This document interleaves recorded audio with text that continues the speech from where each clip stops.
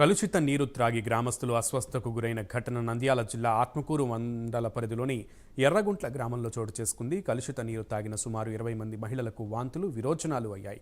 దీంతో గ్రామస్తులు వారిని నంద్యాల ప్రభుత్వ ఆసుపత్రికి తరలించారు. ప్రస్తుతం వారి పరిస్థితి నిలకడగా ఉందని వైద్యులు తెలిపారు. కాగా పంచాయతీ అధికారుల నిర్లక్ష్యం వల్లే త్రాగునీరు కలుషితం అవుతున్నట్లు గ్రామస్తులు ఆరోపిస్తున్నారు.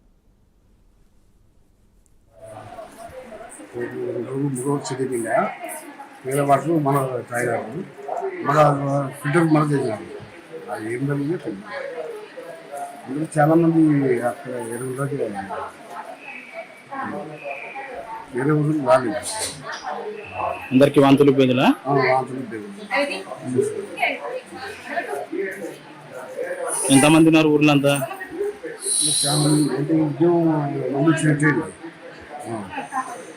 వచ్చిన వాళ్ళు రావచ్చు చెప్పలేము. పొద్దున ఒక మంచి వచ్చాను పొద్దున్న స్మార్ట్గా ఎప్పుడు వస్తుంది. ఏం లేదు సార్, వాటర్ నుంచి లీకేజ్ చేసి